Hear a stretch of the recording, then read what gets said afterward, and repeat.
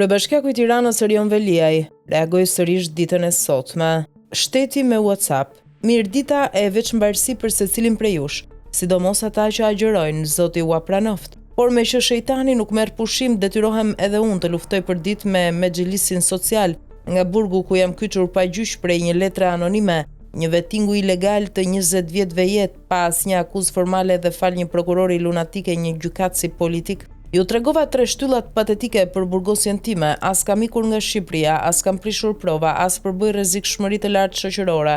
Argumenti i fundit, por edhe më i dëshpëruar i Ols Dados, është tekstualisht ky, shkruar nga dështaku violinist Dora Vet, faqja 277. Sjellja e shtetasit Erion Veliaj kur bëhet fjalë për komunikimin e përdorur me hetuesit e BKH-s, edhe kur ajo në shfaqur për t'i lënë të shkruara mesazhet e tij intimiduese në adresë të organit procedues, dëshmojnë qartë personalitetin e këtij të fundit. Në faqen 361, copy-paste, këtë e rithot edhe Erioni tjetër Kasapi Bani, për të arsyetuar lënien time në burg pa akuzë zyrtare. Se që ta dini ju, copy-paste është e gjithë dosja. Qa shkruan prokurori e noterizon gjykatësi, pa marrë as mundimin ta perifrazoj, dhe këta të dy lidhe dhe literalisht Partia Demokratike, o sa turpa ma për jurisprudencën. Lejo mëni ta zbërthej pak të arsyetim sigurimësësh.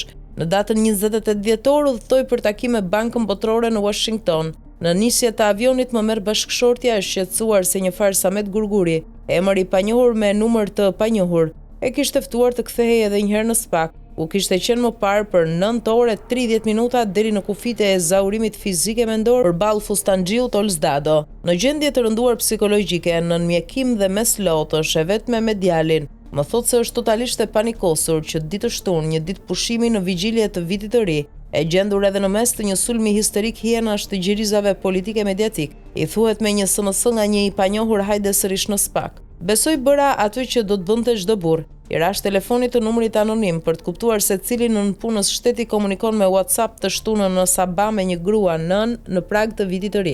Numri nuk u përgjigj. Teksa avioni bëhej gati për nisje, duke qenë se u bë e përsëritur që sapo largohesha nga jashtë vendit, Olsi i sulej familjes sime, i shkruaj me SMS këtij Sametit, është ditë e shtunë, sabat shabat, edhe Perëndia pushoi të shtunën dhe i kujtoi se është turp kjo përndjekje e përsëriture si me shoqeje. Sapo unë largohem nga vendja i them thuaj Ols Dados bolle molestove gruan time.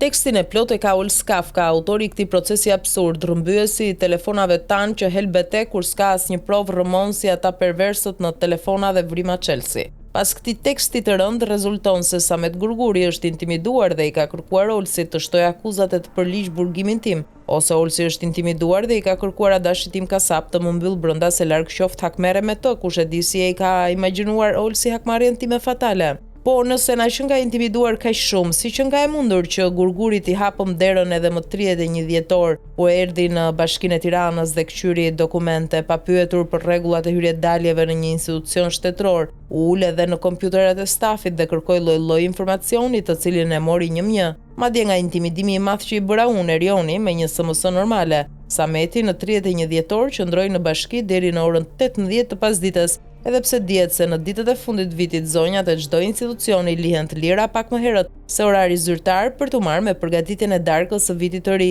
Por jo, Sameti na ishte e kail të qëndronte në Bashkinë e Tiranës edhe për ndërimin e viteve dhe ne ishim të gatshëm që ta mbanim aty sa të kishte qejf. E nuk besoj se Sameti ta ketë parë këtë lloj respekti as nga koleget e tij në godinën e SPAK. I bëra edhe një kërkim në Google këtij Sametit e më doli një specialist në Spital të Fierit, aktivist i Partisë Demokratike Dega Libofsh dhe komentuesi rregullt kundër partizanëve, antifashistëve dhe komunistëve gjakatar. Unë jam shumë i lumtur që PD-ja ka deg në Libofsh. Pluralizmi në çdo cep të Shqipërisë është shenjë e një demokracie aktive. Jam gjithashtu i ngazëllyer që aktivistë si Sameti i japin Partisë së Kënetës kohën, energjinë dhe statuset e tyre. Gjaku i ri për kërma si Saliu është jetik për mbjetesën e kufomës së tij politike. Por si zyrtar shtetëror, Sameti duhet të çojë një fletëthirrje me letër e me vull, siç ja çon çdo vrasësi, e siç duhet ja çonte edhe plasësit Shkëlzen apo vrasësit Sali. Nuk besoj se Sameti atyre u shkruan o Sali ose o Zeno, siç më thot mua o Erion,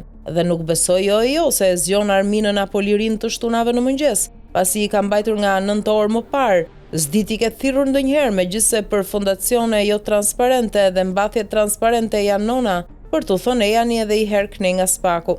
Saliu me siguri do e kishte djegur të gjallë Sameti në turrën e druve poshtë balkonit, para se t'i çonte selam me ndonjë dru mbas koke, teksa intimiduari im ishte rrugës për Libofsh, kurse unë bëra atë që do të bënte çdo burrë prind normal, për t'i kërkuar të mos i ngacmonte familja në mungesë, e të mos i dhunonte gruan ditën e pushimit zyrtar para vitit të ri. Por Sameti ishte një Sali i vogël, në atë rrethin e dadove të Saliut të madh, që edhe pse paguhen më shumë se presidenti i Republikës e kanë katandisur shtetin me WhatsApp për qafime me mall.